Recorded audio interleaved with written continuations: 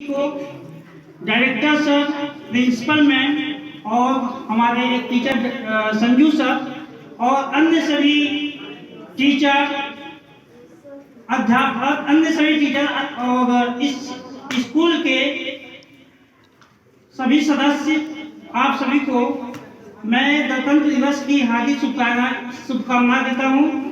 और मैं इस MIS इंटरनेशनल स्कूल के स्टाफ और मैनेजमेंट को मुझे अपनी बातों को रखने के लिए बहुत बहुत आभार प्रकट करता हूं। मैं गणतंत्र दिवस पर कुछ अपनी बातों को रखना चाहता हूं, कुछ अपने विचार को रखना चाहता हूं। दोस्तों, यूं तो मेरा देश 1947 में आजाद होने को तो हो गया था, लेकिन हमारे देश का कानून नहीं लागू हुआ था। उन दिनों अंग्रेजों का एक कानून, इंग्लैंड की संसद में बना हुआ कानून हमारे देश में लागू हुआ था।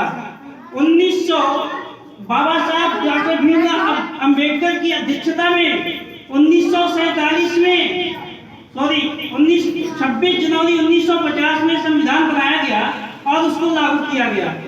जो तो हमारे देश को बहुत आसानी से आज़ादी नहीं मिली थी। हमारे देश को आजाद करने के लिए कितनों ने फांसी के फंदे को चूम लिया, तो कितनों ने सही गोली मार के हत्या कर ली, तो कितनों की पूरे जीवन जेलों में कट गए, तो कितनों को काले पानी की सजा दी गई।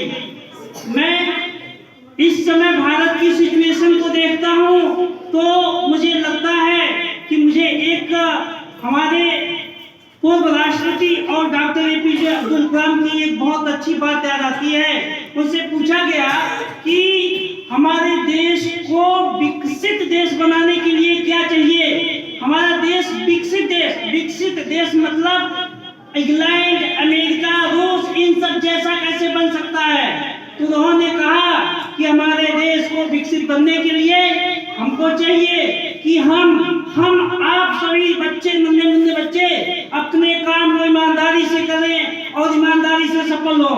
अगर हम अपने काम को ईमानदारी से कर रहे हैं और ईमानदारी से सफल हो रहे हैं, तो हमारा मानना है, ये मेरा विचार है कि हमारा देश विकसित ही नहीं बनेगा।